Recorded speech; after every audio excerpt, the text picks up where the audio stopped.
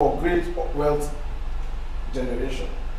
Agriculture, mineral, and solid mineral. We have infrastructure and has long been reliant on oil as its main source of revenue. However, the country overdepends on oil has led to a vulnerable economy with fluctuating oil price and production level, impacting the nation's financial stability. To address this issue, Nigeria needs to diversify its economy and explore other sources of revenue beyond oil. In this answer, we will take a critical look at Nigeria's fiscal policy and the untapped wealth section that could help the country move beyond oil. Fiscal policy and oil depends.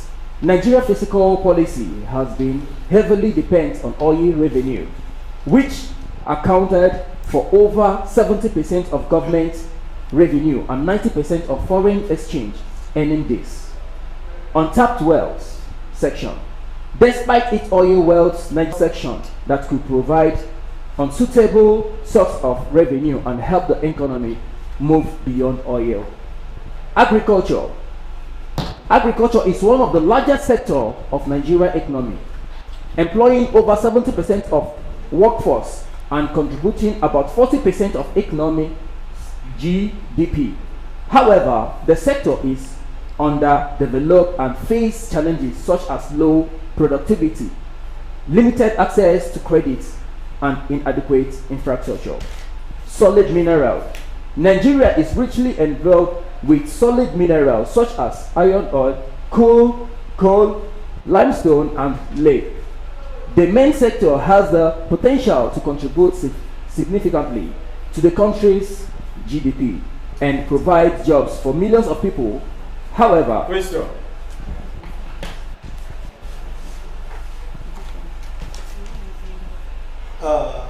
How can you possibly solve the political factor that's affecting the post-oil economy of Nigeria? 30 seconds. it can be solved if our government, who is in charge, can Time up. Rivers.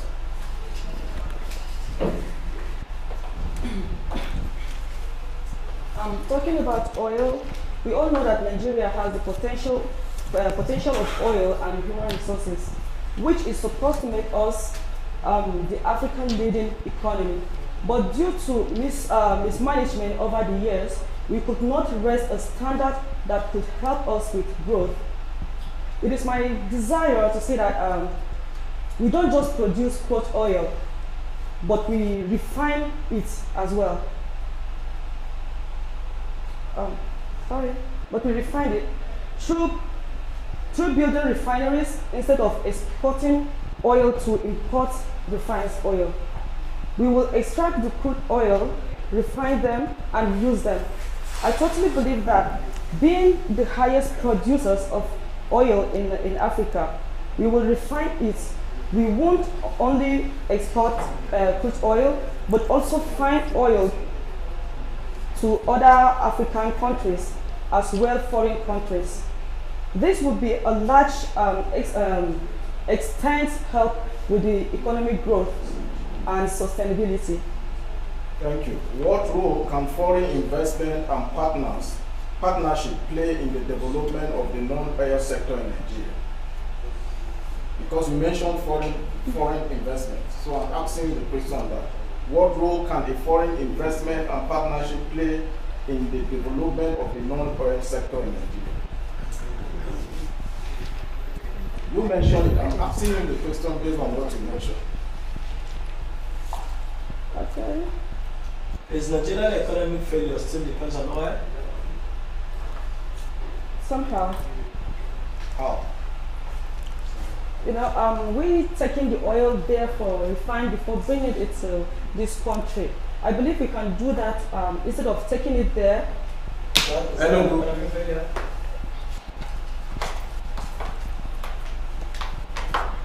Today I'm setting out on a journey to understand Nigeria's economic evolution better while moving away from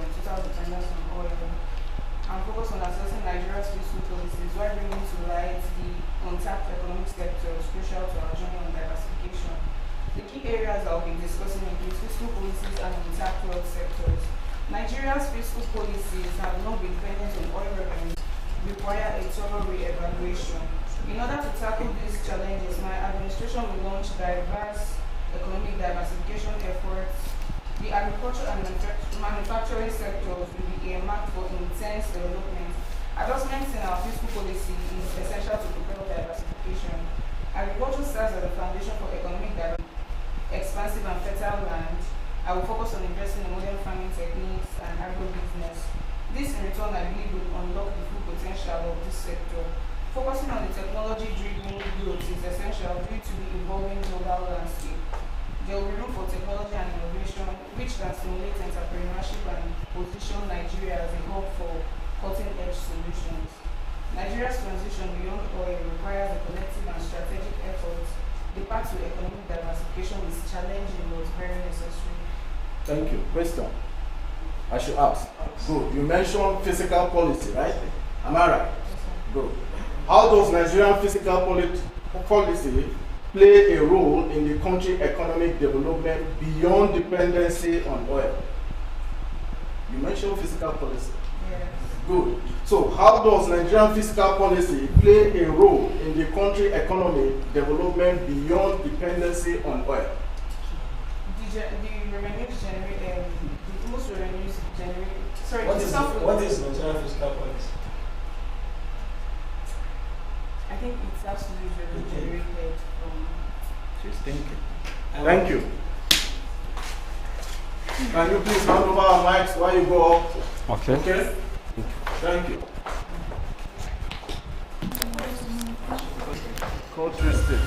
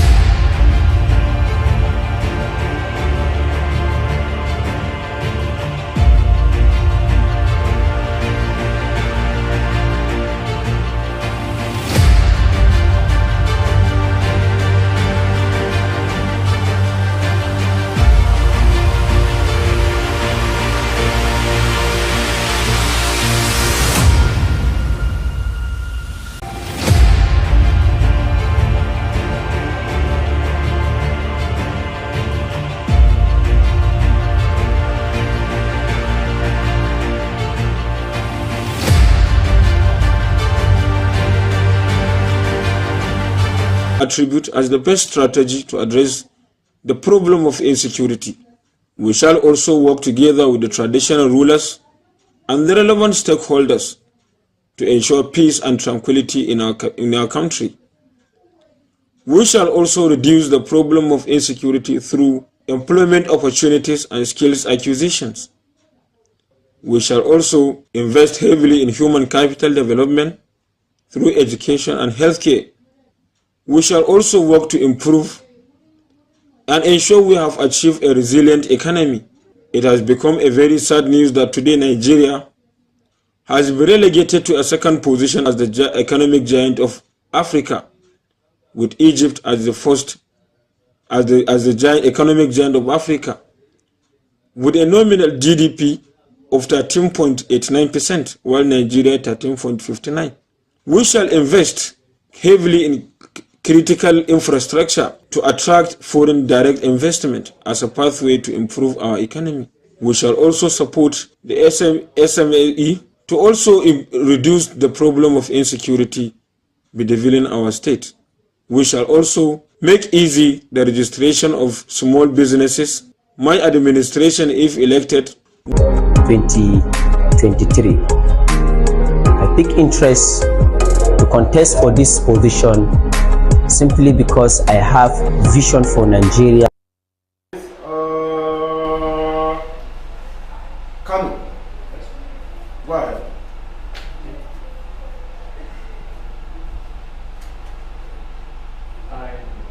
Your time is going. You don't know how to make a note. Let's go straight. You don't know.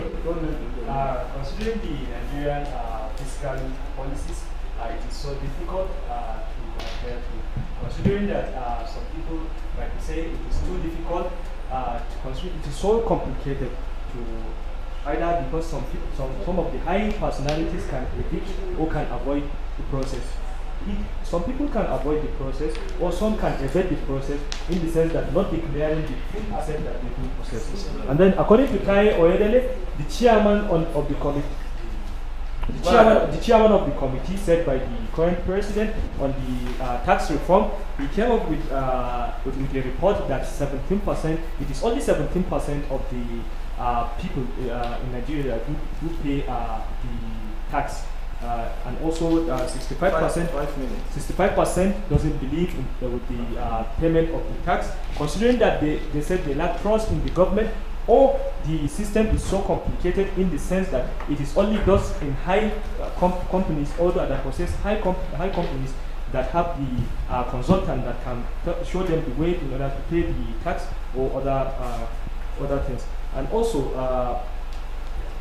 considering if we consider some factors, just the immediate past president, when one of his sons is during his wedding, the way people were flying over jet, it will come to someone's mind that this set of people, do they pay income tax?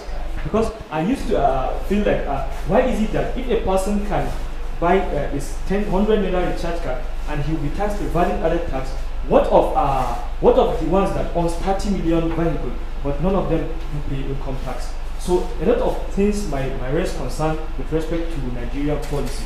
Are they really well? Are they working in line with the current situation that we are today? If the current initial tax policy that was set that for each person that is earning 30,000 per annum should be paid an income tax, what about the current situation that we are today? If you consider, as far as I'm concerned now in Nigeria, we have two categories of people. Either the ones that are extremely rich or the ones that are poor completely. How do you plan to solve the inconsistency in Nigerian policy? Inconsistency in Nigerian policy. Under 30 seconds.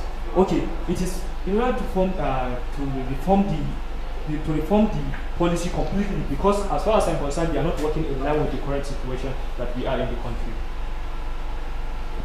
Adama. Thank you very much. When you talk about fiscal policy, it's talk about generation, how government generates funds, and how those funds can be invested for the development of a nation. And now, looking at these fiscal policies and initiating a system whereby it will work beyond oil or outside oil, because if you look at our GDP, we have 20% from agriculture, then services takes about 53%. So now, a country like Seychelles, in Africa, they have 80% of their revenue, GDP generated from services. And these services include tourism,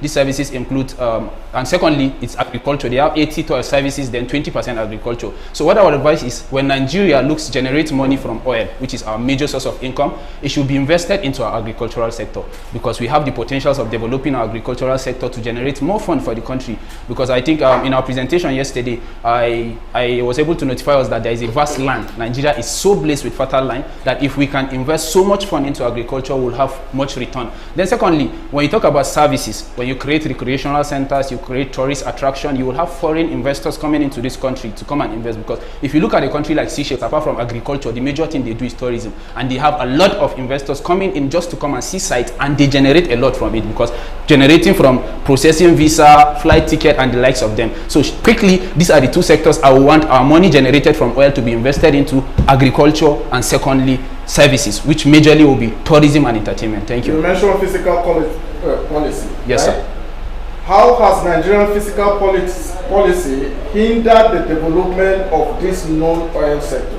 Okay, one of the things, if you notice, is that Nigerian policy, mostly this money generated are mostly returned back into the oil sectors, because during the campaigning period in 2023 election, Alhaji Atiku Abubakar mentioned the issue of selling the oil sector, because he said if you look at it, the money imputed into the oil sector does not generate more to the system, but rather we are investing and not getting return.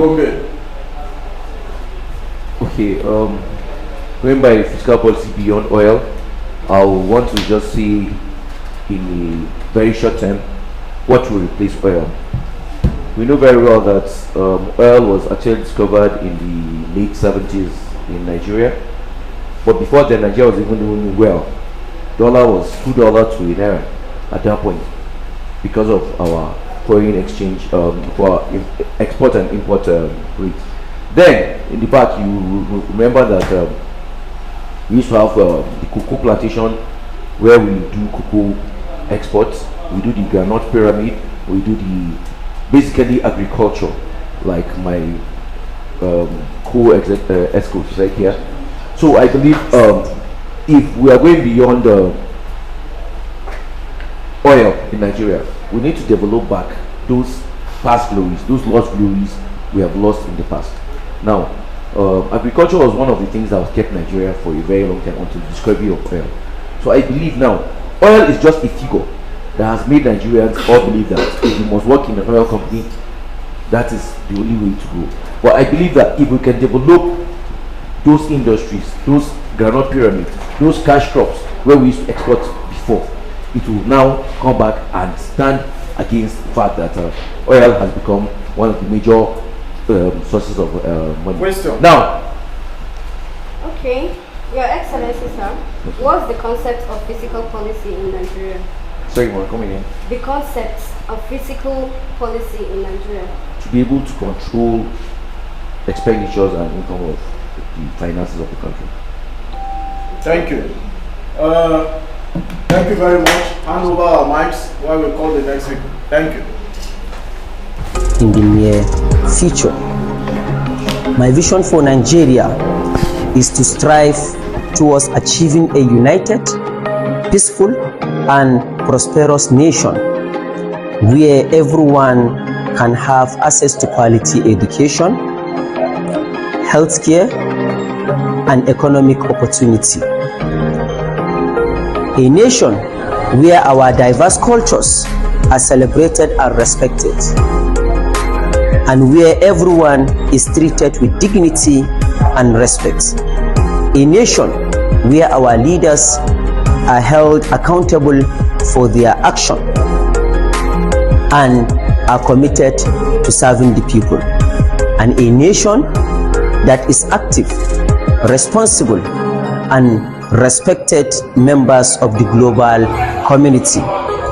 My dear indispensable people of Nigeria, today,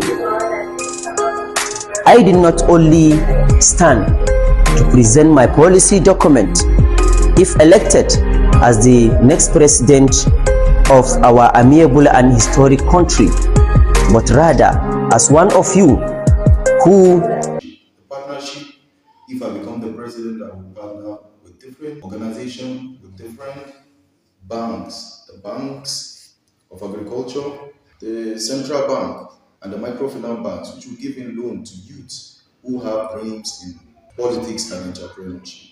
Then going further, we talk about the politicking and the political power, all fall in place to choose credible youths like mine with same mind so that we're able to campaign.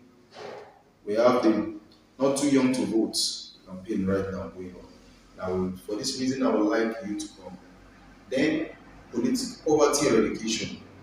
I may not be able to completely wipe away poverty, but I have this belief that when we come together, we will wipe it. And in the words of Martin Luther King, he said, I have a dream that one day a black man will rule this country. But I paraphrase it to my word by saying, I have a dream that the youth will rule this nation. Leave me with God on our side, we'll be able to change the narrative of this world. And finally, I would like us to vote for me. In order to vote for me, you can use the link that will be dropped, or you can send your account, send your contribution. The vote is 15 naira, and you can vote as many as often. And I believe we'll be the youth that will change the narrative of this country. God bless the people of Plateau, and God bless SRTV for this wonderful experience. And permit me to see Plateau the beautiful, the cradle of the land. I believe we shall come out victorious. God bless Plateau. Thank you.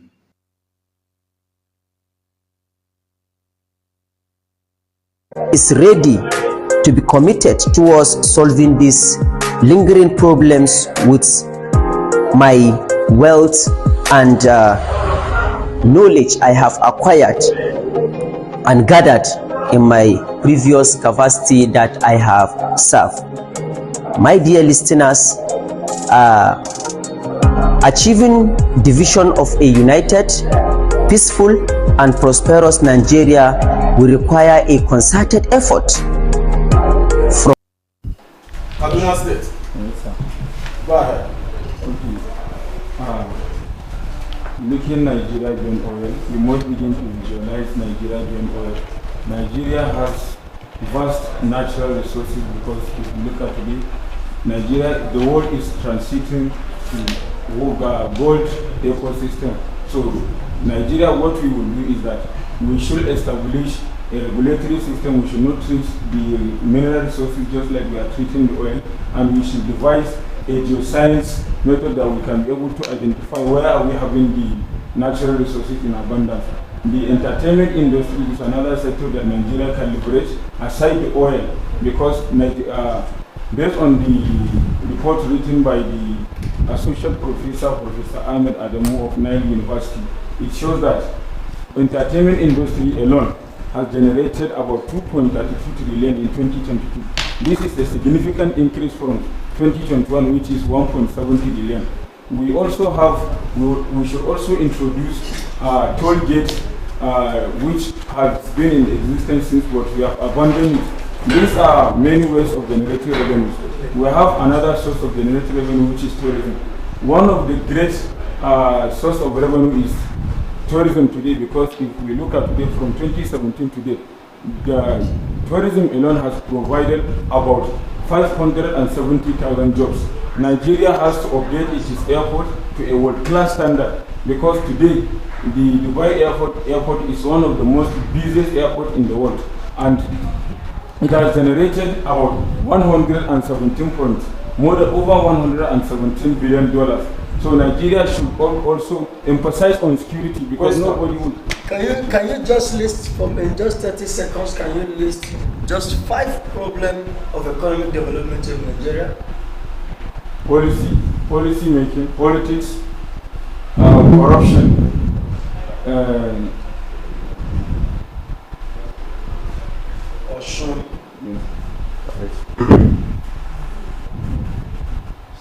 All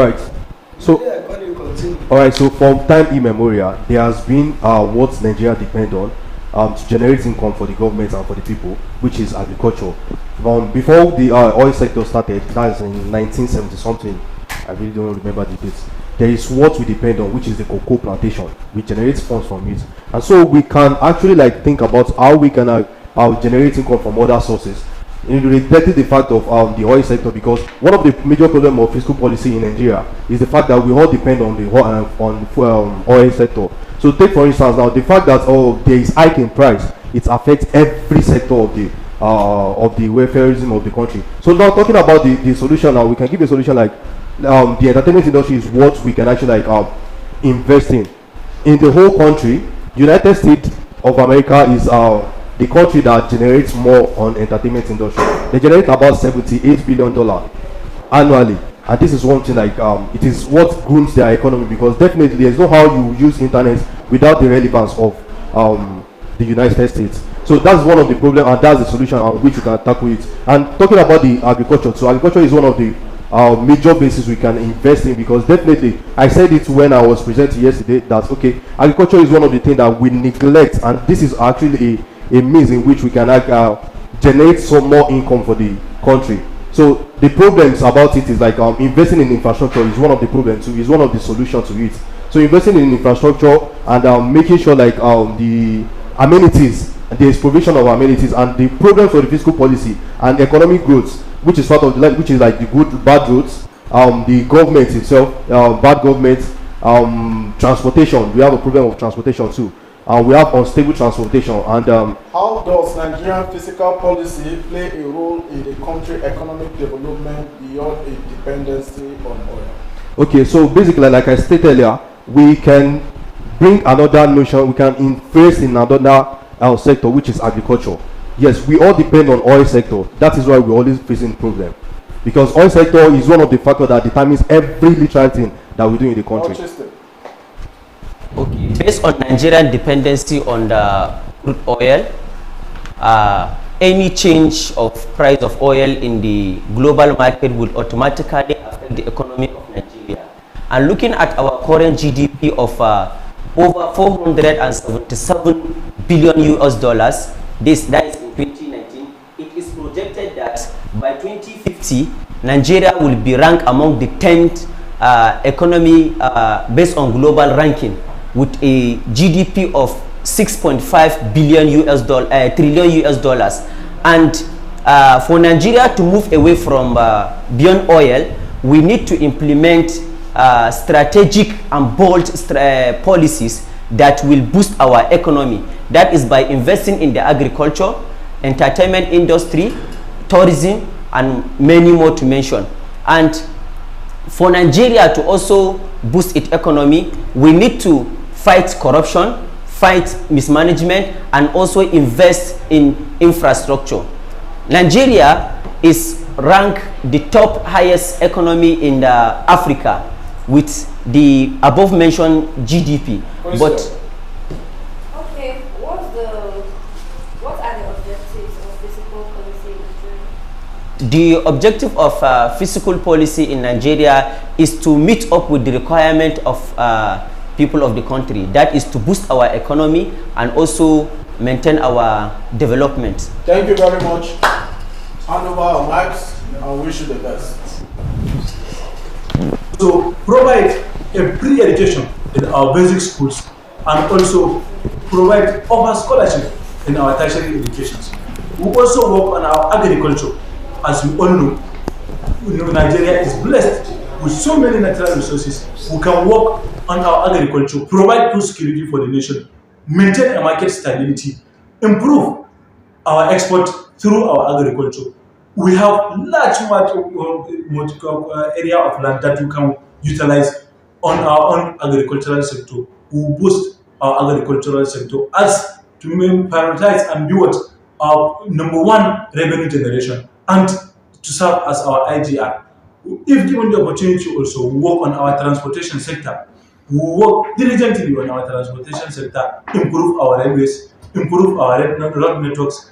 We will try as much as possible to make a workable Nigeria, to see a developed Nigeria that everybody will enjoy and live in a workable environment. Lastly, I will solicit for your support. I will solicit for your vote so that we'll be having a workable Nigeria. Follow me for in my manifestation for better and elaborated manifestation, so that you will hear the plans we have for my agendas. Thank you very much. Long live Nigeria.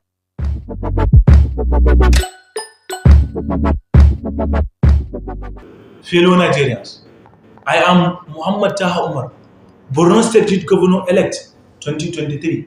We also provide a world-class healthcare system. Today, Nigerians spend more than $1 billion on foreign tourism. This has provided a significant leakage in our economy. My administration will improve the healthcare facilities, and we will provide a high-quality medicines in our respective hospitals. My dear people of this country, I did not come to offer myself, but rather to offer myself to work with you to solve the problem that has been debilitating our country. Thank you, and God bless the Federal Republic of Nigeria. All stakeholders, including the government, the private sector, and civil society. It will require significant investment in education, healthcare, infrastructure, and social justice. But if we are successful, we can create a country that is truly a beacon of hope and opportunity. Aspiring for the office of the Youth President 2023 under Progressive Movement Party, PMP, as a visionary and a motivated individual whose vision is to see a developed and a well-working Nigeria. Such motives and visions motivated me to aspire for such office. With your support, I know I will emerge victorious. If emerge victorious, I will work tirelessly on some of the key points I wanted to work on. If given the opportunity, I will first of all start on the unity of our country. Found in the list of the disqualified governors. Are we good to go? Thank you. Plateau. Yes, sir. Go ahead. Okay. Economics, as we know, is the study, the creation of wealth for consumption. Economics, as we know it, is the study or the consumption of wealth and production for man's use. And we know Nigeria has been the largest producer of cassava with 20% in the world and 34% in Africa and 46% in the world. So if Nigeria are the largest producers, why then do we have issue? Now looking at Nigeria beyond oil. Nigeria beyond oil shows that Nigeria amount to a high wealth in agriculture, in tourism. Now, also looking at the fiscal policies. Like we know, the fiscal policy are the policies that checkmate the production, the consumption, and the eventual distribution of wealth to its state.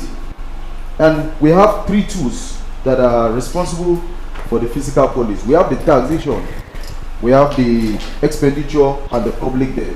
The tax is gotten from the citizens and is being used to provide social amenities. And also going further, looking at the untapped wealth of sectors. The untapped wealth of sectors lies in tourism and agriculture. Take for example, Nigerian has a high rate of tourism.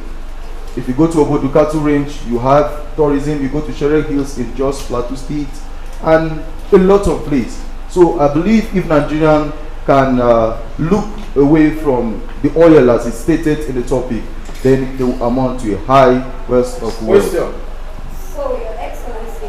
Yes, ma'am. Do you think beyond Nigeria's dependency on oil, can it still survive? Can Nigeria survive without oil? Yes, I solemnly believe that Nigeria. How can it survive without oil? By shifting to agriculture. That is why, as a governor, one of my key points is in planting. Planting is as old as mankind. And that's why I give this statistic that Nigeria is the largest producers of yam with an annual of 41.3 million tons of yam is being produced in Nigeria, and that is the largest in the world. FCT. Thank you. Yes, sir. Thank you very much, sir. Due to time factor, I have to summarize my presentation as follows. The topic is the Nigeria beyond oil, a critical look at the Nigerian fiscal policy and the untapped wealth. What we all know about fiscal policy, it simply means the way government uses public funds, which is generated via revenue and expenditure policies to regulate and stabilize the economy toward development. Nigeria, as we know, is a monolithic economy. What I mean by monolithic economy, we depend on single economy, which is oil, and then it's dangerous to our survival. if we depend on oil, anytime there is crisis at the international market, we are going to be in trouble. So by this, we should try to diversification. That is, we should channel our own economy towards other activities such as agriculture. As we know, Nigeria is blessed with agricultural land, arable land. About 84 million arable land is available in Nigeria. So we can channel our means of our source of fund from agriculture, and we can even channel our source of money into entertainment industry like films, music and others. Question. Your Excellency, what are the casualties between the non-oil sector and financial sector and the development of the economy of Nigeria? Pardon, sir? What are the casualties between the non-oil exports, financial sector development, and the economic growth of Nigeria? If we talk about the casualties about the non-oil sector in Nigeria, we are talking about all those commodities that are not related to oil and gas. So the casualty is that the oil sector has dominated the economy. That is why other commodities are not be able to be exported during exportation. And again, your second question, sir. So the second question is only one question. Okay. The second question is the same one question. Casualties. I asked about the casualty between the non-oil exports, the financial sector. Yes, if you are talking about financial sector, it involves the banking sector in Nigeria. That is financial sector, and other insurance companies. That is financial sector. Jigawa, thank you. Thank you very much. Nigeria is beyond oil. Our economic and population of Nigeria is beyond for us to depend only on oil. So we have to focus on investing in agriculture and other infrastructure to earn more income for the sustainable living of Nigerians. For example, the former CBN governor, Godwin Emefiele, in January 2014, he said that from 2014 till date, our reserve credit from the oil is 3.0. From $3.0, it has reached zero. We have nothing from our oil reserve. So therefore, I will go for investing in agriculture. I will focus on production, food security, and export to generate income to the country. Also, I will focus on taxation system. The system of taxation in Nigeria is very poor, so I will focus and make it adequate so that we can generate more incomes. What are some of the non-oil sector in Nigeria that have the potential for great wealth generation?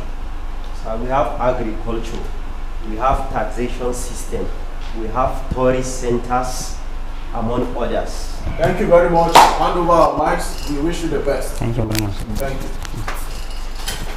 Please hold for As the saying goes, united we stand, Okay. divided we fall. Nigeria is blessed with the population of more than 200 million, of which if we can unite ourselves, these 200 million can stand anywhere and challenge and be a better country, a better nation, that every individual will be happy and will try as much as possible to bring back this unity, to encourage patriotism of our state, of our country. We also work on what? The security of our country is our topmost priority. We all know we are under some security challenge. We try as much as possible to work on our security by what? Improving the welfare of our staff, of our security personnel, providing them with all necessary equipment that will what? Help them in coping this security challenge.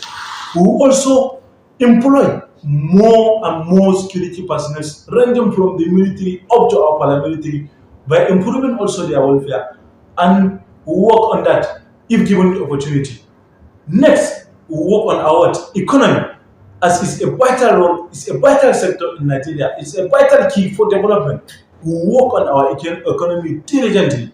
We will try as much as possible to maintain our forex, to improve and see how we devalue our naira such that the naira dollar equivalency will rise. We will also work on our GDP. We will also work on our use of that population to achieve a workable and exportable country than a dependent importable country. We work tirelessly to see that in Nigeria became one of the world industrial countries, so that we will maintain and encourage more export than more import in our country. We will also work on our energy. Our monetary policy will also look into consideration. Next, we will also prioritize on our education sector. As we all know, the education of our dear country is a better and topmost priority for our nation. For as we all know, for a country to succeed, it must have a sound education.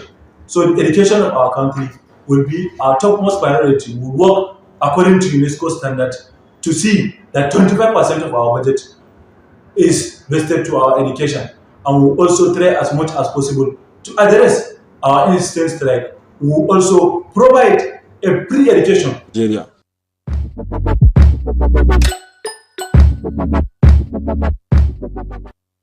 The journey of 1,000 miles begins with a single step.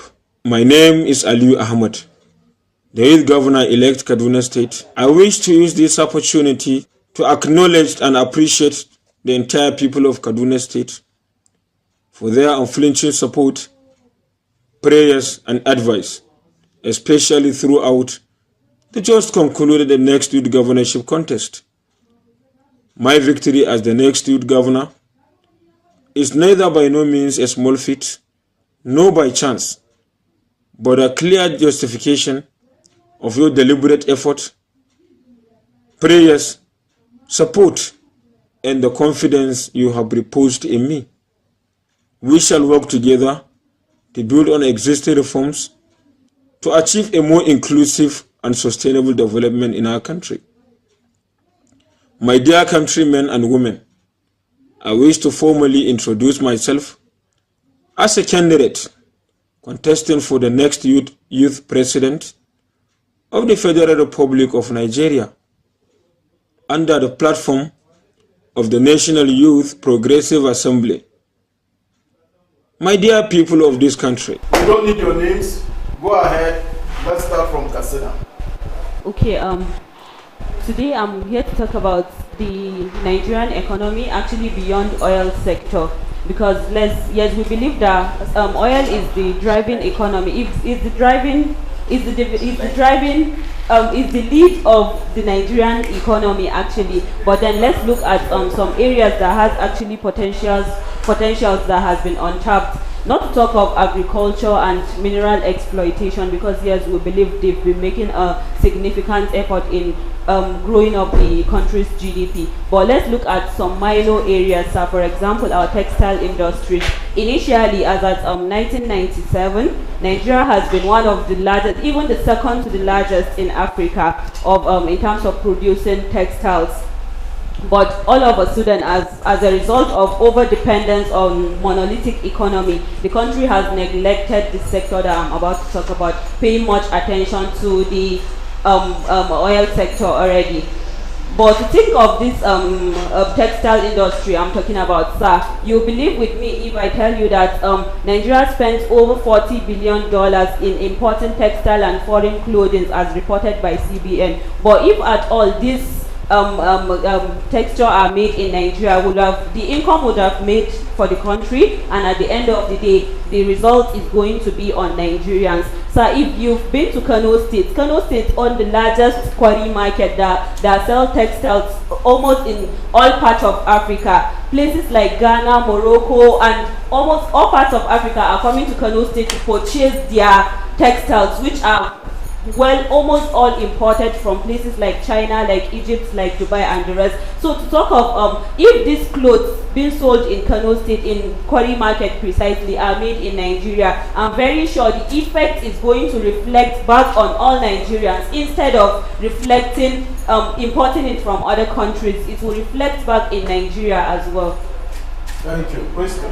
Your Excellency, ma'am.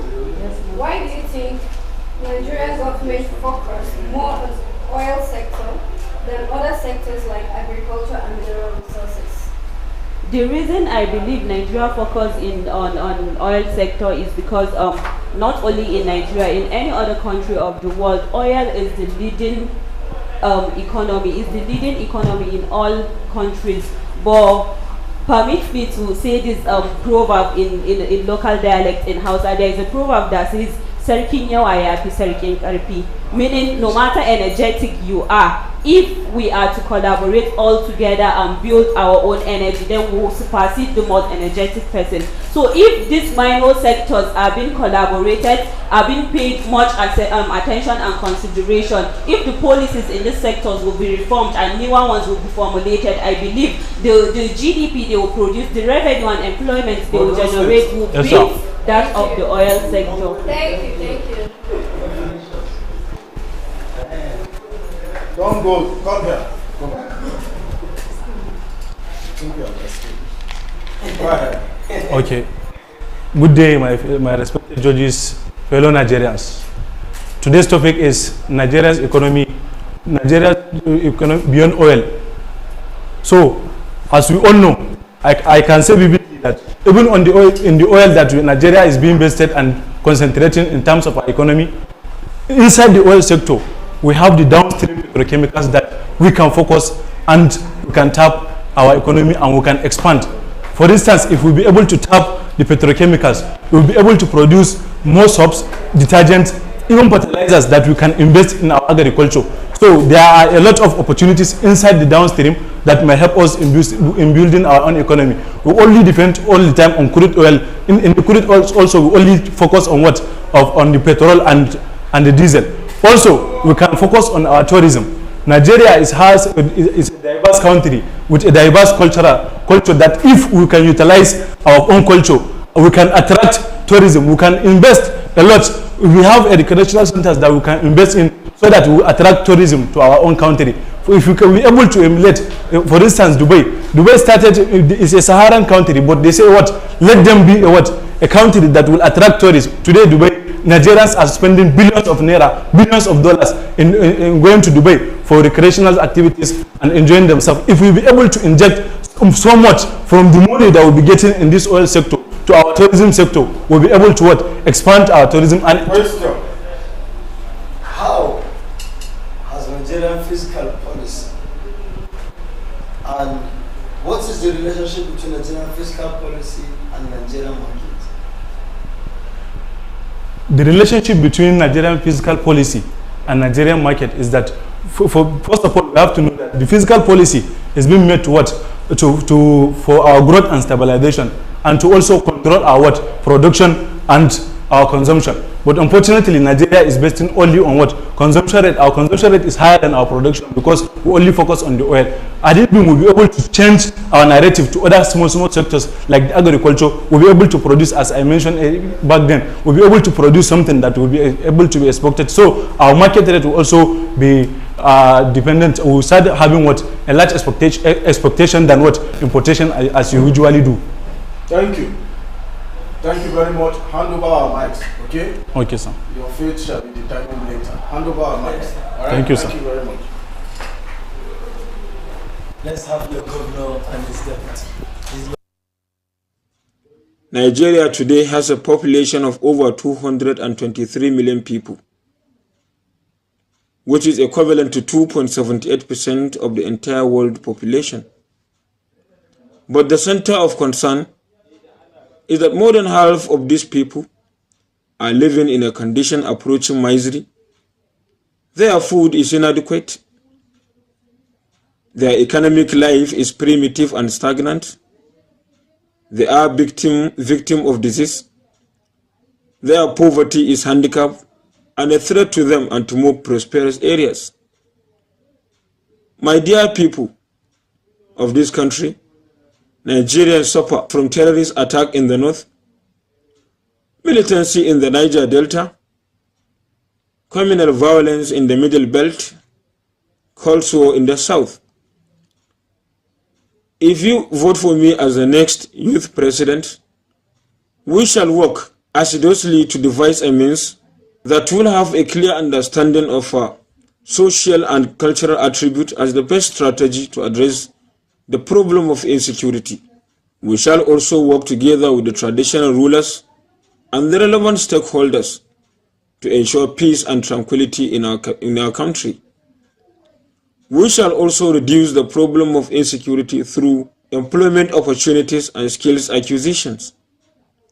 We shall also invest heavily in human capital development through education and healthcare. We shall also work to improve and ensure we have achieved a resilient economy. It has become a very sad news. Okay, so I will speak on the Nigerian economy, how we can diversify from oil and harness other untapped sectors in Nigeria. Statistics released in 2022 shows that from the Nigerian economy, agriculture has contributed 23% to the GDP of the Nigerian economy, services has contributed 44%, and industry has contributed about 34%. And to diversify from the Nigerian economy will be the best thing to do for us now in Nigeria, because oil has only 10% to contribution to the Nigerian GDP as of today. The creative industry is one place I want us to harness critically well. In Nigeria, we've gotten so much talent, going from media, sports, entertainment industry, as well as contributed so much to us. And we don't even get to harness all of these things. We have these persons who are into creative industry, go out of the country to perform shows, to do so much, but we don't even get this revenue coming back to Nigeria. They have their salaries and we don't get to tax them from whatever they are getting from outside the country. Another sector we should diversify to will be on services, which has even contributed the highest to the current GDP we have today. Services like telecommunications, like banking and finance and other services in the Nigerian sector. Telecommunication has even said MTN Nigeria came and they had a projection to make a particular amount in the space of 10 years, and they were able to make this within the space of 5 to 7 years. Communication in Nigeria has come to stay and has given more opportunities to people to make money and to even increase the GDP of the country by creating employment and bringing investment back to the country. In Nigeria today, no one can even do without telecommunication, from making of phone calls to having interviews online to bringing into agriculture now, improve agricultural development, technology now, and all of those things. I think telecommunication is one thing we should look into and give more priority to, and diversify towards the sector that has to do with services, especially in telecommunication. Banking and finance is another thing I think we should also diversify into, because if you notice what Tony Elumelu is doing of UBA, he has been able to employ, he had his benchmark of employing over 20 million Africans within a space of 10 years, and that he has done, and it came from the banking sector. So if we could have more persons or more funding going into the banking sector, I think it can also help us diversify our economy. Lastly, agriculture. Agriculture is something we talked about yesterday, and I think it's actually the main hub of the Nigerian economy. Unfortunately, we have issues with subsistence agriculture, whereby farmers are not even going to mechanize agriculture to harness all the potentials that comes from agricultural sector. Thank you. Do you have a question? Can you, in just 30 seconds, tell me the imperative of diversification of Nigerian economy? Sorry, I didn't get that, sir. Can you tell me the imperative of diversification of Nigerian economy? Okay, so that will be increasing our exports ability and creating more job opportunities for the Nigerian system. Just like I said, oil contribute only 10% to the current GDP. Services, agriculture, industry has contributed more than oil. So if we diversify, it means we stabilize our economy, create more job employment, and even attract foreign investors into the country. Especially when it goes... Are there any specific policy or initiative in a place to promote the growth and expansion of a non-oil sector in Nigeria? Sorry, the question again, sir. Are there specific policies or initiative in a place to promote the growth and expansion, okay, of the non-oil sectors in Nigeria? Yes, sir. Right. And one of those things the current government is doing is to try to relieve tax for most companies, especially in telecommunication. Recently, we just heard what happened to some telecommunication agencies in Nigeria that had a tax relief from the government. That's more like, okay, giving them leverage to do so much to the economy. That's on that side. Now, it has to do with fiscal policy too. And this fiscal policy could either be expansionary or contractionary. Expansionary such that in Nigeria today, based on our budget is estimated to be around 27.5 trillion naira. And out of this 27.5 trillion naira, 18 trillion is coming from revenue, and we have a budget deficit of over 9 trillion naira. And how do you even get this? You have to even go and still borrow money to still fund the economy and make all of those things work. So I think the federal government currently is trying to make sure we have that stable economy by encouraging investors and reducing tax burden for people who want to invest into any of these sectors. Thank you. Mr. Chairman, excuse us. You can stay there and listen to the chairman when you become the Good day, ladies and gentlemen, my fellow citizens Chairman, of our great state. Your Excellency. My name is Abraham. Talking about Nigeria beyond the economy. Of course, it is one of the most critical things at this point because looking at the price of petroleum, let me say the value of petroleum in the world now, it has actually developed, especially looking at our current Nigeria currency value. So before oil to take over from Nigeria, in their revenue, agriculture was the leading part in the economy. So to go beyond oil, we still have to look at the agriculture that was one of the major contributor of our GDP.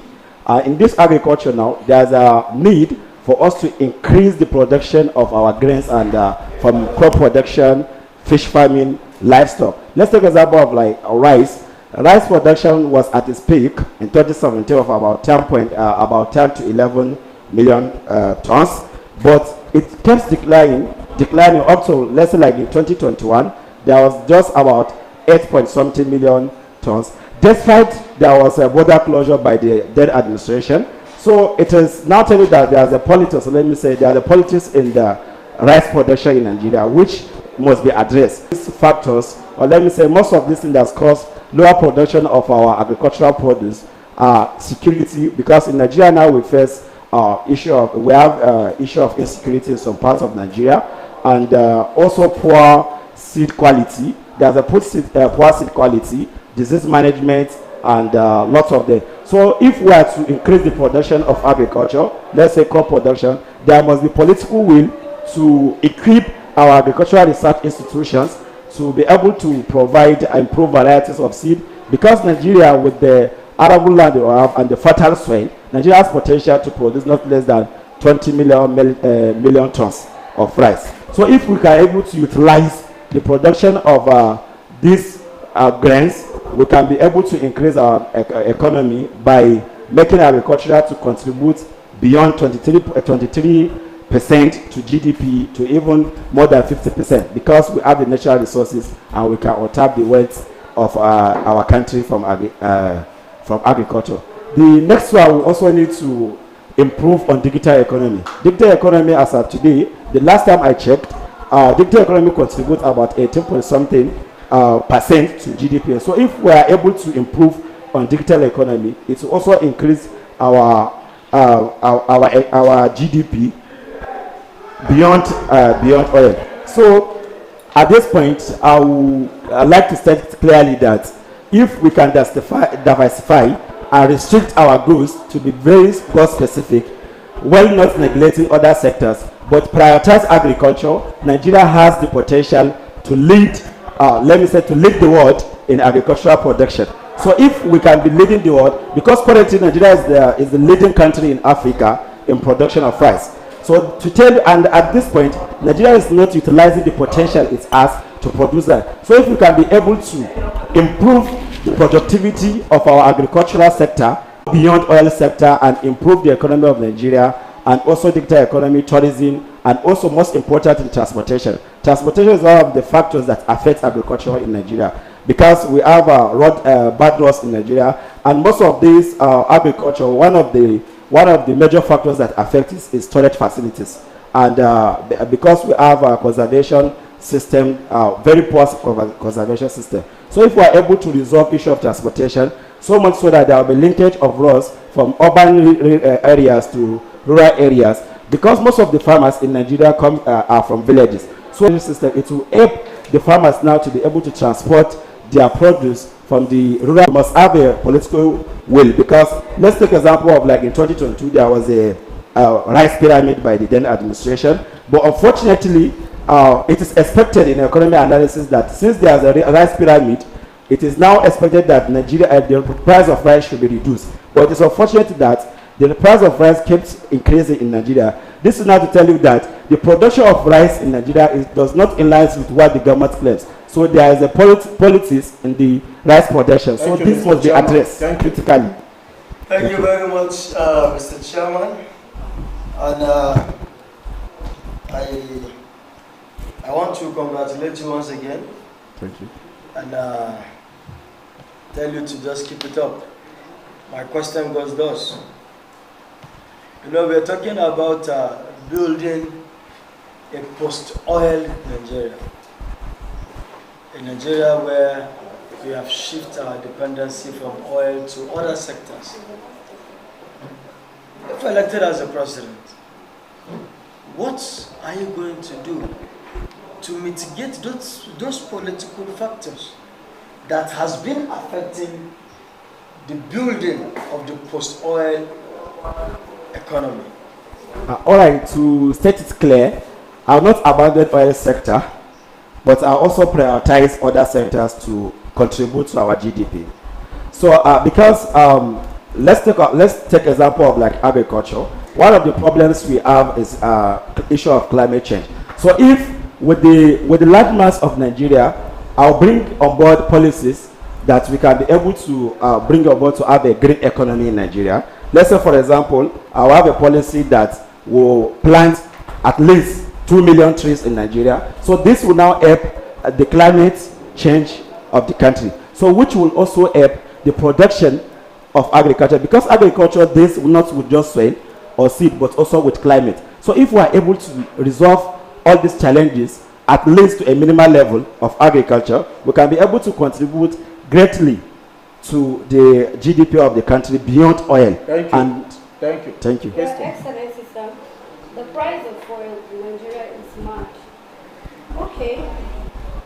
Do you think agriculture or service crop is better than crude oil? Okay, we have to look at the competitive advantage. Looking at the market of petroleum now, there is not like before. Most of the countries now have identified oil in their states. So therefore, we have to look at competitive advantage. We have the natural resources of agriculture, and we have the potential to go beyond oil. So we have to look at the competitive advantage and capitalize on what other countries don't have like us, which I believe you agree with me that agriculture is that part that we can capitalize on to be able to increase the production beyond oil. Thank you. You said there are countries that we need to capitalize. What did you say? No, competition. I was talking about competitive advantage. Okay. So we need to capitalize on what we have more than other countries. What we have more than other countries. Hold on. Are there any successful example of countries that have transitioned from a resource-dependent economy to a more diversified one? And what lesson can Nigeria learn from them? All right, let's take example of, like, Thailand. Thailand is one of the most producing, is the highest producer of rice. So of course they don't have some other natural resources like we do, because they are not leading in other, even in agriculture. They are not the one leading in, let's say, granules. Thailand in granite production, but they understand that they have the potential to increase the production of rice, which they did. So if Nigeria now look at it from this angle and capitalize on the natural resources we have, then we can be able to go beyond other countries in terms of production of agricultural produce. Any other country can you give me an example of, aside from Thailand? All right, let's take example of Kuwait. Kuwait currency is the leading currency in the world, and it is not a united state like we have, let's say, in America. It is a single state and a sovereign state. But they understand that they have more petroleum, let me say oil, crude oil in their country. So they capitalize on the crude oil and of the crude oil production. Another example of one last country. Huh? Another example of a country, the last one. Okay, let's take example of Egypt. Egypt has has rivers in their country, so they capitalize on that. And in Africa now, Egypt is the leading country in power sector because they have 24 hours light. Their installed generation capacity is up to 50-something thousand. So well, in Nigeria up to now we are still battling of 13,000 megawatts. So Egypt understand that this hydropower now will increase their production, their power sector, so they capitalize on that and improve it. Which power sector, even in agriculture, you cannot do best in agriculture without power sector. Because one of the major challenges we face in power sector is the poor gas supply. And this poor gas supply too, it is due to the power sector that affects it. Thank you. Chairman. Really appreciate it. Thank you, sir. Thank you. Can you please call your members to come downstairs, please? All right, thank you.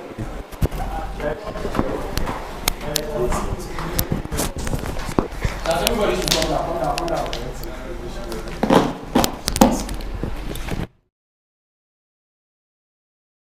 That today Nigeria has been relegated to a second position as the economic giant of Africa, with Egypt as the first, as the economic giant of Africa, with a nominal GDP of 13.89%, while Nigeria 13.59%. We shall invest heavily in critical infrastructure to attract foreign direct investment as a pathway to improve our economy. We shall also support the SME to also reduce the problem of insecurity bedeviling our state. We shall also make easy the registration of small businesses.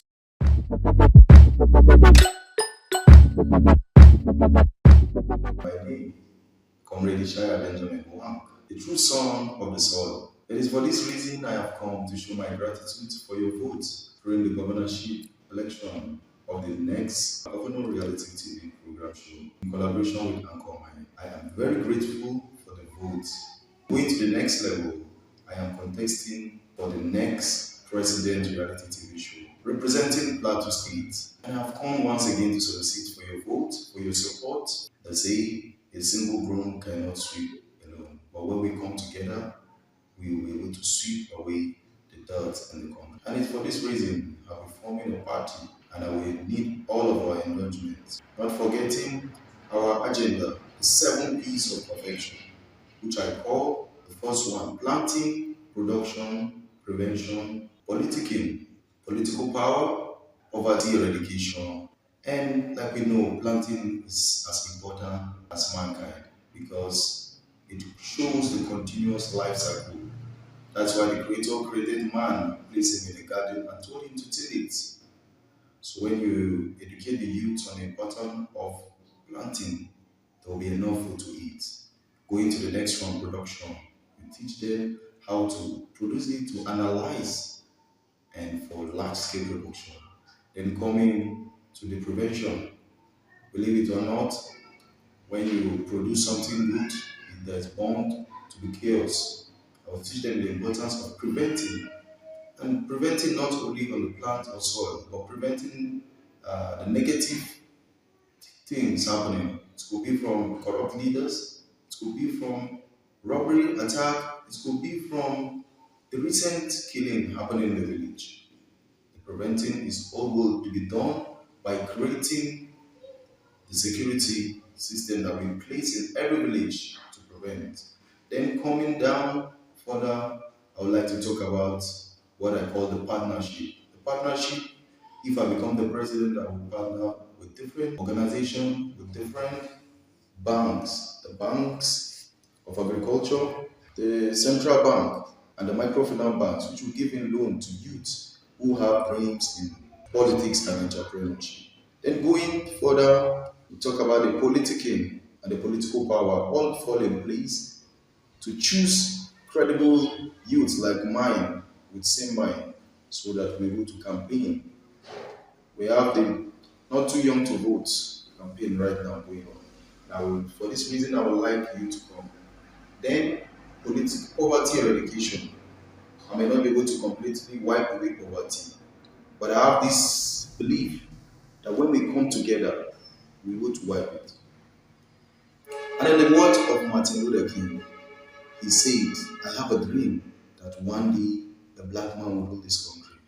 But I paraphrase it to my word by saying, I have a dream that the youth will rule this nation. Leave me with God on our side, we'll be able to change the narrative of this world. And finally, I would like us just confirm that Siristoba is going to come on the last day of this event. The world journalist and his wife, somebody Banu, she's going to come as well. So there will be another opportunities for some of you. Okay? So it's left for you that some of you who are going to make it, that you will be shown not only on SRTV channels, but NTA is going to take some of you. Okay? But I'm still trying to see how we can liaise with him, because some of you are outspoken and it's good that we push you into media. Alright? So we are going to see how we can work hand in hand with them. But tomorrow you are going to have two visitors from two powerful women, alright, who are well known in the society. Well, they will come. Maybe some of you who are into business or anything, you will know them. Alright? Tomorrow they will come to address you people.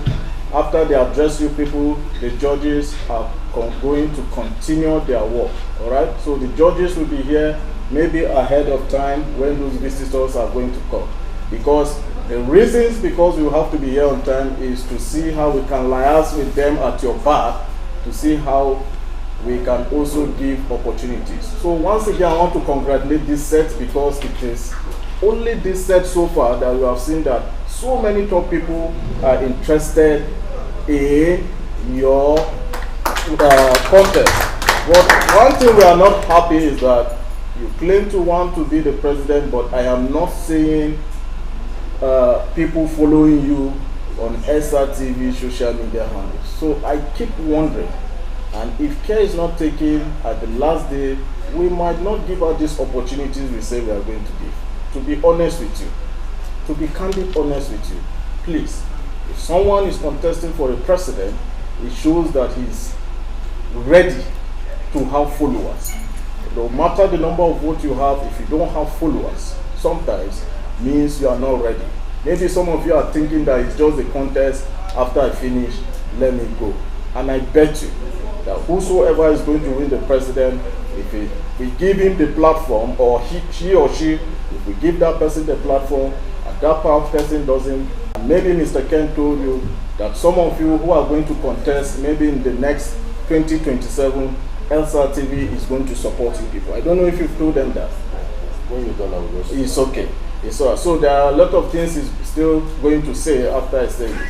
So there are a lot of people who are going to come who are interested in your contest. Like I said, we might not mention some of them, but when they come and see, they will have interest in some of you. Alright? So we wish you the best, but like I said, some of you who know that have not done well today, tomorrow is another last chance. After tomorrow, well, like we decide as the judges, we are going to do eviction the next day after. Abi? That's on Friday. So on Friday, there might be a massive eviction and there might not be, but let's see. It's based on your performance tomorrow, we can decide. So Mr. Kenneth, let me hand over to you, sir. Thank you, Your Excellencies, the judges, and to our viewers out there who are watching us. Just in addition to what our Chief Judge has said, I think tomorrow is going to be one of the best days in the house. Aside the two women we're expecting, I'm very sure tomorrow is the birthday of the standing youth president, Mr. Deji Mike Adebayo, and he has intimated me that he'll be coming here to celebrate his birthday with everybody in the house. So you're seeing tomorrow a delegation of past governors and the president himself will be here, and I know what he does when he's in the house. So expect a presidential treat tomorrow, one way or the other.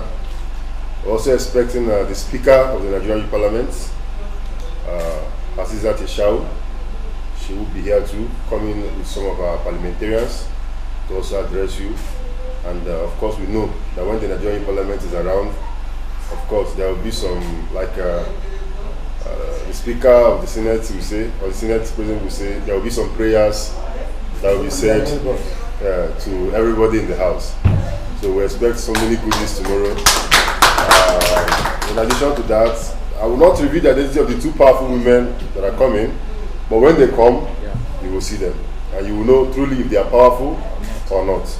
And then you will know what they can do or not. Like he said, we decided to step down on eviction today, mostly because we've seen the zeal amongst housemates to stay in the house. On the CCTV feed, we saw a lot of tension. People really took time to prepare for their presentations today. Unfortunately, like the Chief Judge has said, not the best presentation so far. But I believe from Thursday we can have something better. And we're wishing you all the best.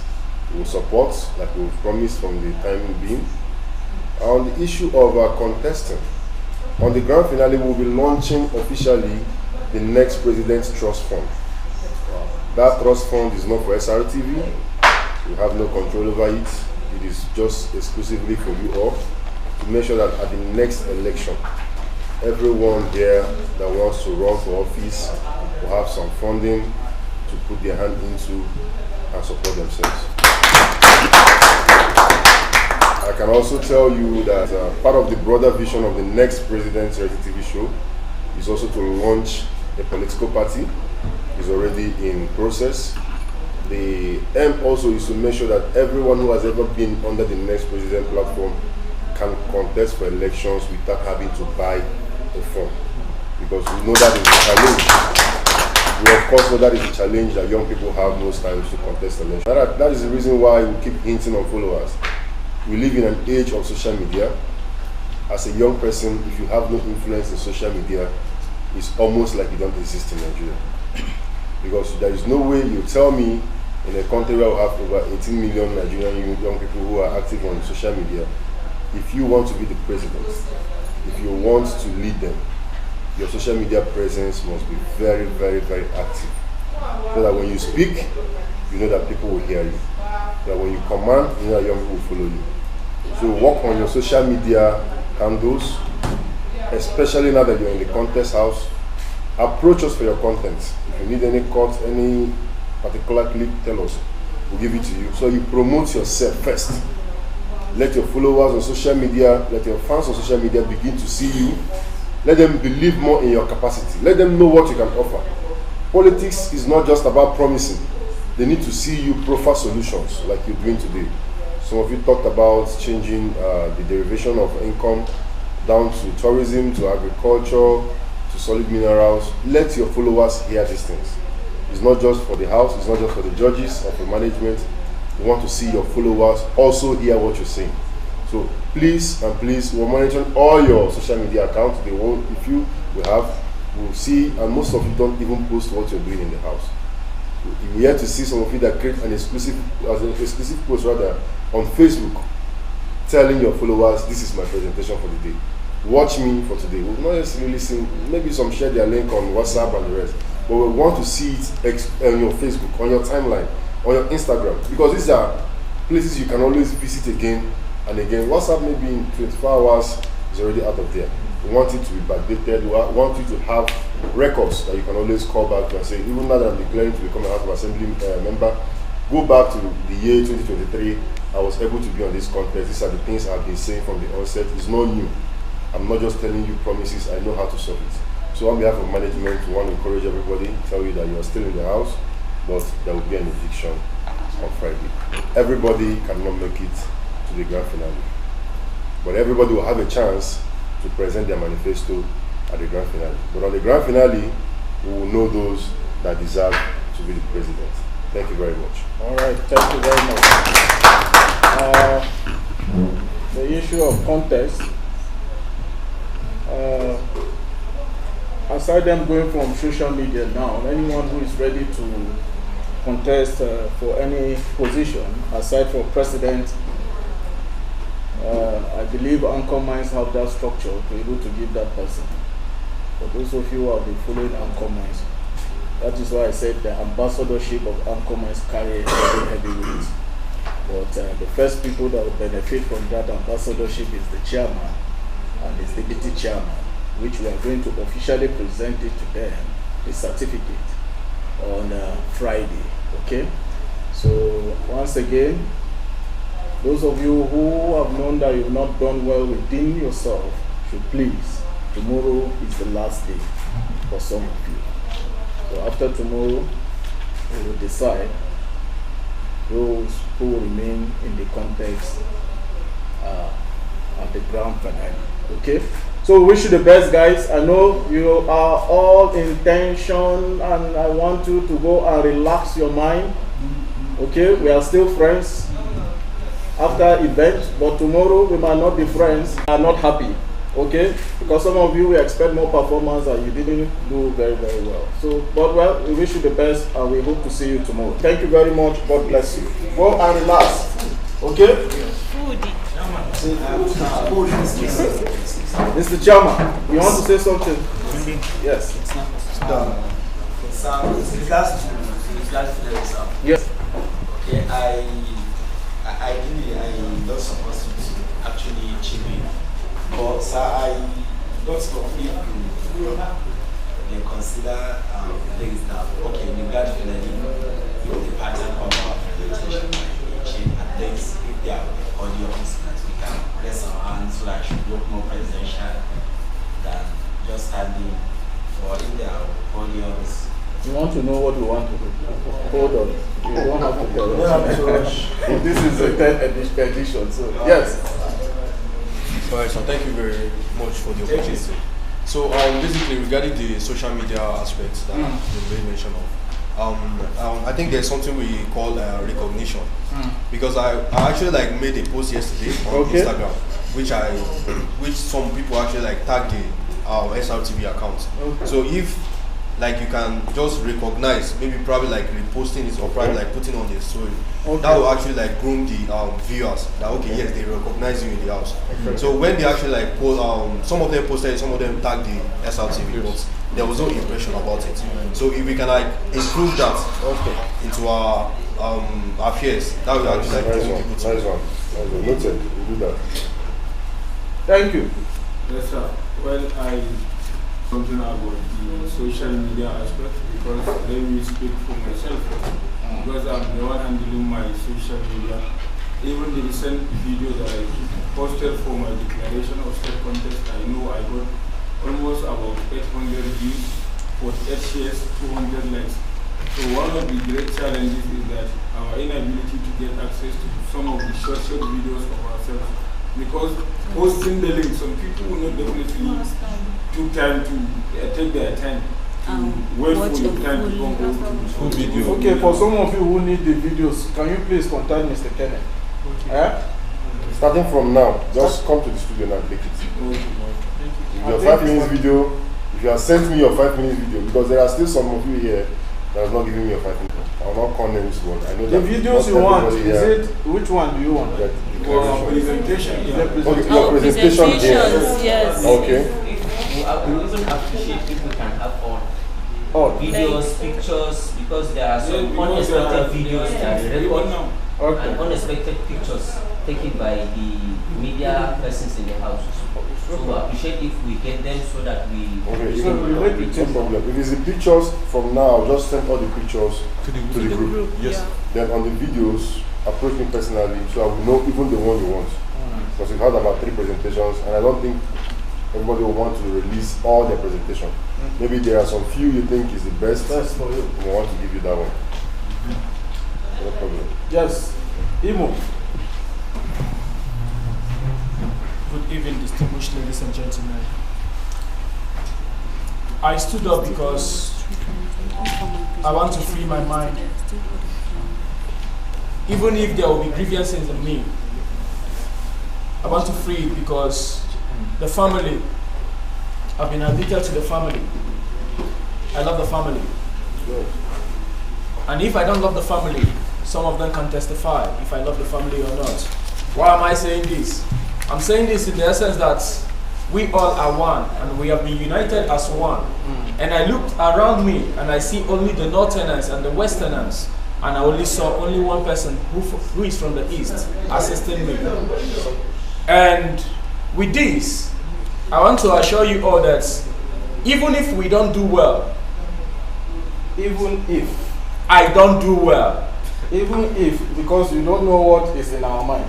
Yeah, We don't even know what if is on this paper. I don't understand. Even if I personally I don't do well, believe me one after the other that I can never give up no matter what, and I can never give up on you guys. Whosoever among you that will emerge as the leader, I, Engineer Chidebere Julius Mado, I am capable and I am willing to support you. I will support you with whatsoever way that I will support you. I don't want any of you or any of us to just feel bad. Maybe you feel bad because they called you up and say you have not been performing well. Let me just tell you, this is the beginning and the journey is just starting. For the past 14 years, I've not set my eyes on my book. For the past 14 years or 15 years, I've not set my eyes on my book. I don't know anything about education. But today, see me here, facing congregations like you. It is never easy. But I so much appreciate God that yes, that story they say that no one can tell, I am able to tell it in my family, that I am able to stand here today as a man.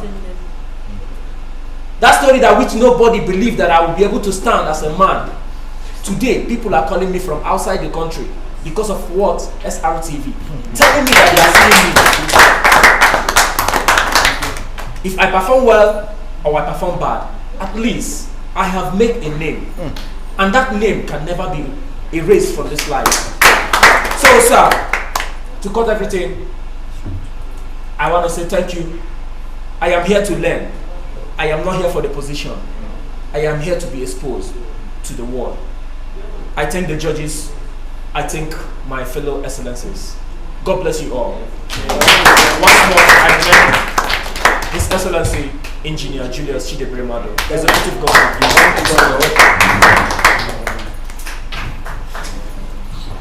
Your Excellencies, panel of judges, good afternoon. My name is Fanuel Babali from Adamawa State, Nigeria. Sir, even though there was a clarification on this issue, which I have checked the online stream, I couldn't find a response. I want it to be on an online stream because I have received a lot of questions from some I can answer and some I cannot answer on the grand prize for this contest and what it comes with. So in order not to, because from my own side, it is the first time we're hearing of such a contest. I don't know if Adamawa has been represented in this contest before, but it is the first time. From as far as I know, and I relate with so much young people that I know that I have never heard of this contest, and many other from Adamawa have not heard of it. So it is something new, and we know we are in an era that there are dubious means that people initiate. So if we can tell the public, since we are live, they should hear it that this is what this, because some people are doubting the voting chances because we know what is happening right now. The people generate various means too. But if they can hear it, I have told some, and which some have believed, but I want them to still hear it from the judges, which will make them feel it is very authentic, sir. Thank you. Let me hand over to Mr. Ken to say that it's like you are throwing some responsibilities who are supposed to be answered by SRTV to the judges. Okay, Mr. Ken. Thank you. We had earlier indicated in the group, and for the sake of posterity and records, the winner of the next President's SRTV show goes on with a cash prize of 500,000 naira. The reason for 500,000, like you rightly said, is to make sure it is what we can do, not what we can say, or what we can give. But as it goes, we also have other people who are interested in this brand. I know we have some scholarship offers. Of course, the winner is also part of that scholarship. There are some undisclosed cash that will not be mentioned. Reason because people might tell you this at the same time you hear another thing. Okay? But what we are saying is that as far as SRTV, you came under the platform of SRTV. Yes, sir. Okay? And SRTV has partnered with so many of these organizations, and they are coming also with their own prices. So you don't expect us to mention the prices of other people which SRTV has partnered with. But as far as SRTV is concerned, they are giving the winner to go home with 500,000. Okay? So there are many other things. Some might come and add, some might come and select whosoever they want, you know. Like they have their criteria. They have their criteria, okay? But I know that at the last day, they are going to relate with the judges. So it's at that final stage that the judges, through SRTV management, will now tell you, all right? So as far as SRTV is concerned, they are going to give you the winner, okay? With a sum of 500,000 now. Like I've always done. Okay, are you clear now? Okay, yes, sir. Attached to it, there are scholarship opportunities which I think in the group was mentioned. Which That's what he said. There is. Okay, yeah, he mentioned to the winner. But he meant there were 7 or more, I think, if I'm not mistaken. Is it 7? So, how many scholarships did he mention to you? Except for 7 other people aside the winner. That's making a total of 8. Yes. No. When did he tell you that? It's in the WhatsApp group. On the WhatsApp group. When? I mean, before it has increased to 15 now. That is why I told you guys are rushing. It's more than what you think. It has increased. But what we say is what we can say and stand and say this is what we know. Okay. Like we sent you the MOU we have with First Human, I dropped on the group. I said go and verify. You can chat them up, you can write them, you can ask people. Some of these partners are watching what you are doing. Like the last time he told you 7 and they have increased it to 15. Only God knows what will happen if they are still impressed. Okay? I don't know. That's what we want the best. Okay. Your Excellency, sir, panel of judges, I apologize if any offense taken, but I want it to be to the public, not myself. No because problem. for me to be here from Adamawa State means I'm convinced by the process. Thank you, sir. Thank you very much. Any last question before we go? Let's have From Imo to Enugu, how far is it? It's not far. It's far. I will answer the question, sir. Because I can see it's even far, even from your city. Alright, go ahead. Okay, from Imo to Enugu, if you're taking how many hours? If you're taking off from Owerri to Enugu, it will cost you roughly 5 hours and count the number of people that are there before the Enugu people. Person. 1, 2, 3. Not you. Don't count yourself. I'm not counting my 1, 2, 3, 4, 5, 6. 6 before. If you don't have good vehicle, it's 6 hours. Have you? Yes. Thank you. All right, go ahead. Enugu. The people who love Opa and Coke. Good afternoon, panel of judges. Good afternoon, my fellow excellencies. No, let us sit down. Let us know. I have a suggestion to make, but this suggestion will be directed to SRTV. They are telling us about enhancing and improving our social media handles. But SRTV social media handle as well, I don't think they have people that, will I say professionals that are handling it, or will I say they don't have in fact, they don't have much audience on social media. TikTok, SRTV is not on TikTok. I think it's only on Instagram and Facebook. YouTube, you go there, YouTube, you're seeing 1 view. Some videos don't even have. Sit down. I will not listen to you. Sit down. Thank you for. Thank you, Your Excellency. You want to say something? Oshu? All right. Sorry. I think. Oh, you want to be in charge of the social media? I think what she's trying to say it is not really appropriate, because definitely social media is not something that is very easy like that to disseminate information. So if there is any way, probably like creating a little content in the house, if there will be chance given to me to actually like bring up some little content, we can actually like put it out there, because there are some content that it catch the attention of viewers. So when we put it out there, just short content like this, it can groom it. And if there's any way, directly or indirectly, I can help in that, I am willing to do that. assignments. Thank you. Thank you. Okay. To Add up. You are always adding. People are adding. She say you add up. What's your name?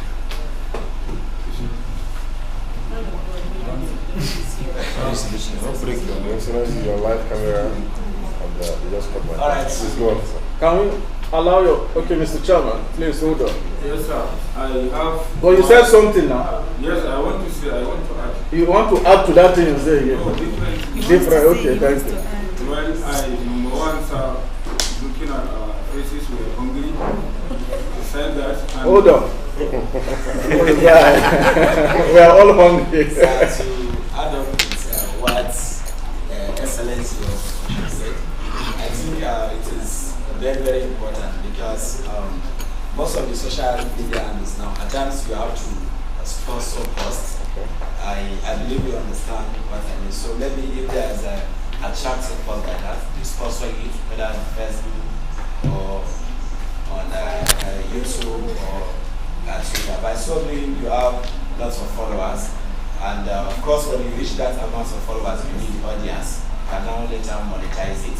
So like he said, yesterday I appointed as a spokesperson. Oh, you appointed. How many appointments? Can you be candid honest? Because I know the chairman will have a chief of staff. Yes, we have 4 appointments so far. And I hope you are going to pay them. But not necessarily in cash. Okay, in kind. Yes. We have 7 appointments so far. Okay, please, can you mention them? We have chief of staff. Where is the chief of staff? Can you stand up? Yes, sir. Okay. Where again? I have essay on policy coordination. Who is that? Mr. Policy, lecturer. All right, who again? I also have essay on digital. Who is that? All right, all the way from Adamawa. There's essay on internal affairs. Internal. Okay. So not external. Okay, no problem. I get. I have an essay on special duties.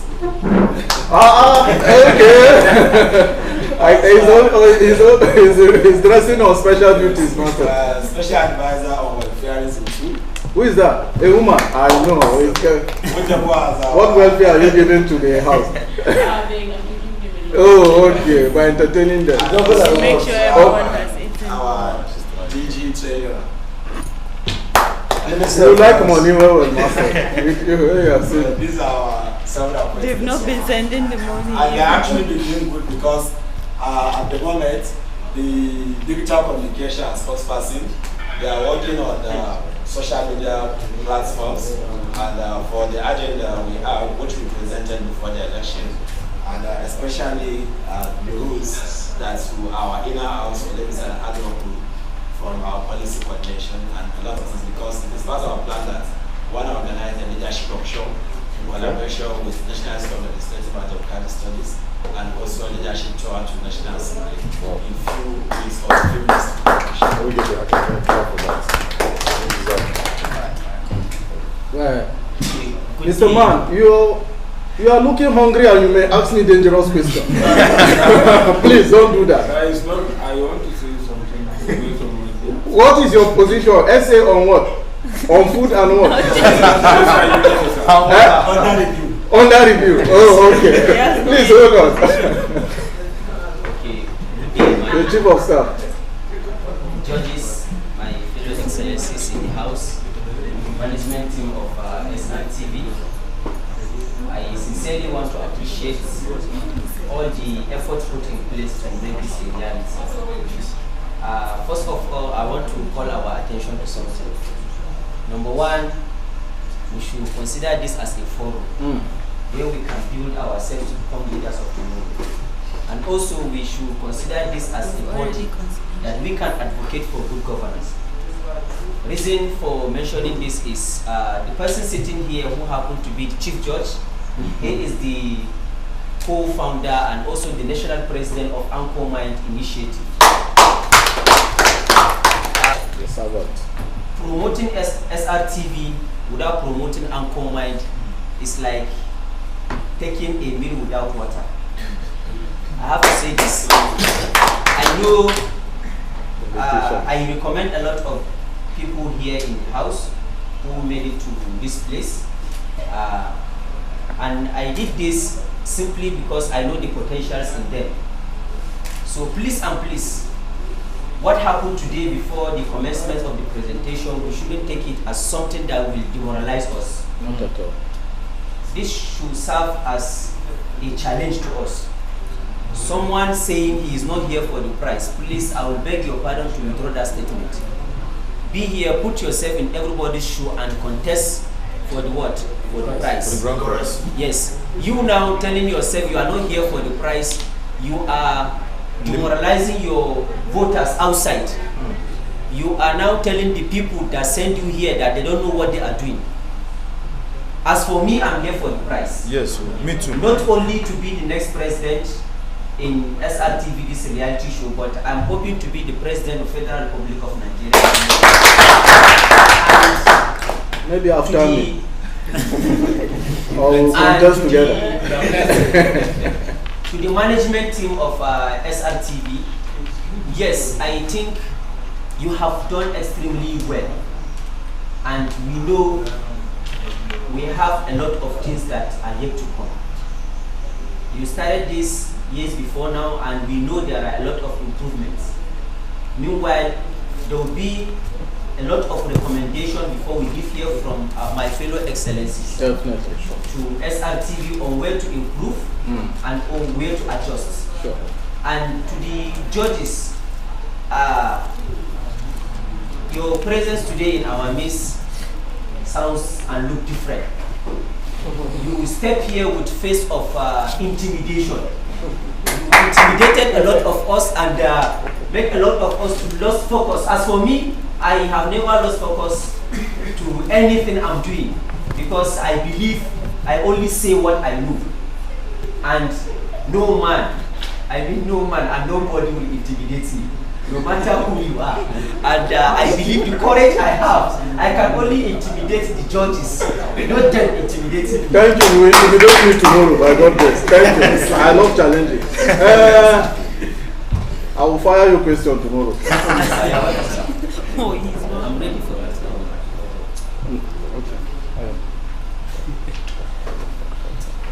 Okay.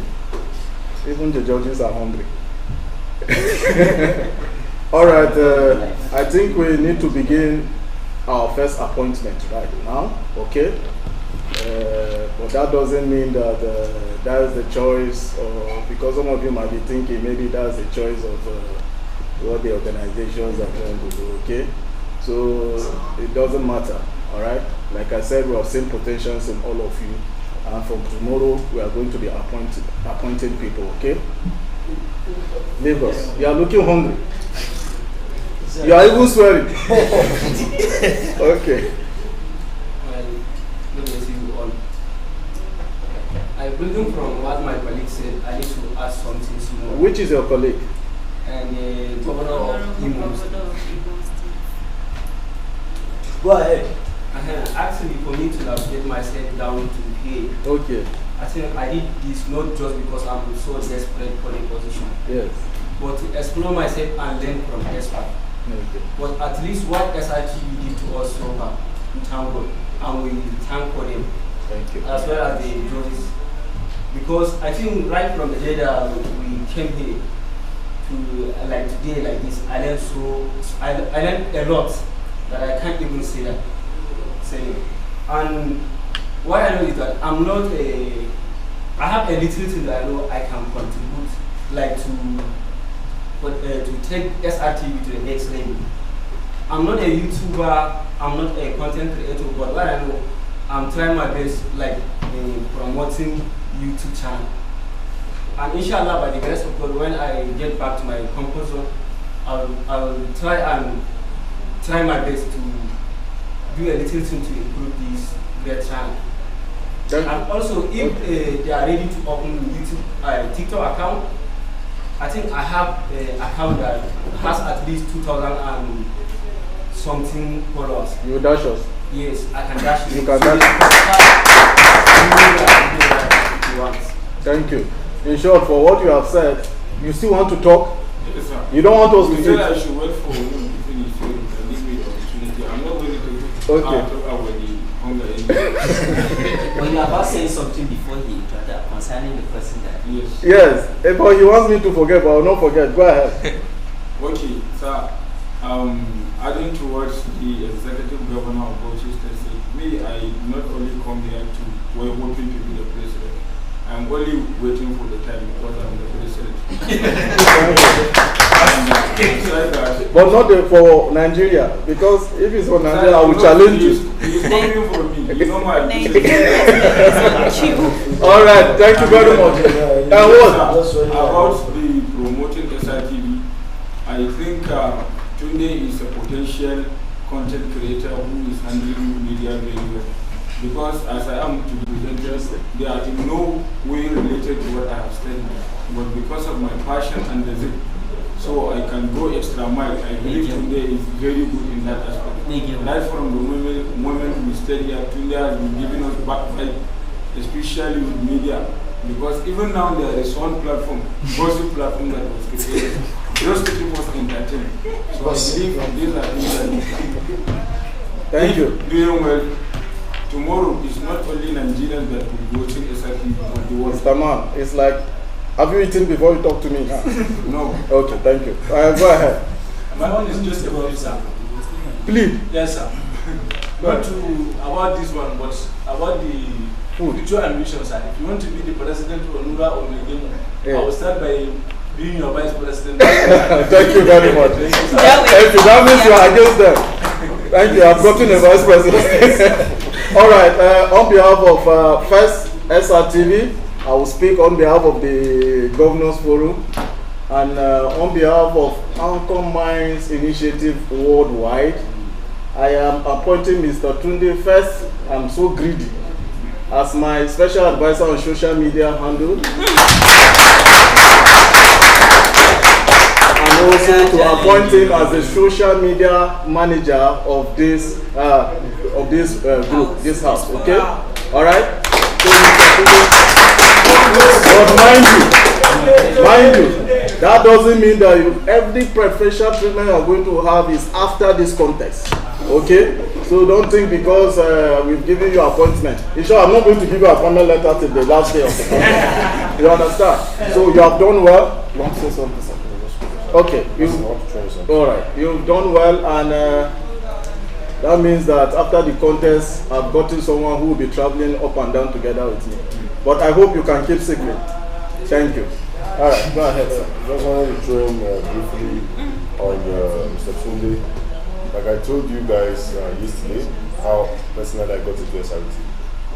Just like this.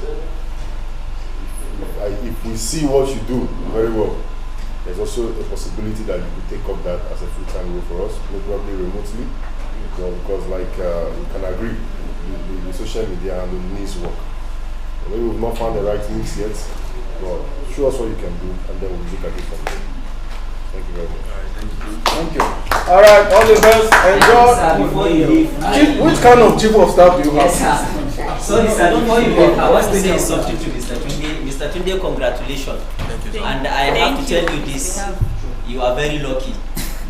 Yes, you are very lucky because Ambassador Emmanuel Bello is a well-recognized individual in this country and even in diaspora. So congratulations to you, and it's a heavy task for you.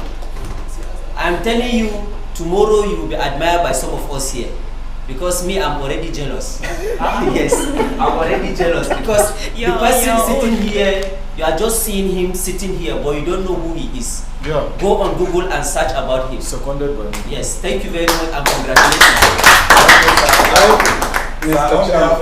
Yes, please close all their mouths. Okay, thank you very much for that privilege, sir. Thank you. Angama, go and eat your food, please. Yes. You still want to? Mr. Man, are you Igbo? I was born and brought up in your state. Do you know my state? No, he's not a Plateau state. He's not from Plateau. I'm not from Plateau, but I grew up. Get away from him. Go and eat your food. He's from This Oyo. man, are you sure he's an evil man? His outside is so pure. Was he looking into that? You might need his head to prove it. Thank you, Your Excellencies. Let me take that. Alright, thank you very much. Okay. And can you transfer this thing to us? You guys have been with Thank you, sir. You know we used to be friends. Today you can make me your own. You need to watch this. Today, I've done it now. you can make me your own. You can go. Today, Chairman, you can make me your own. Chairman, You know you used to you have eaten in the morning, but you can go and always eat it. friends. You can make me your own.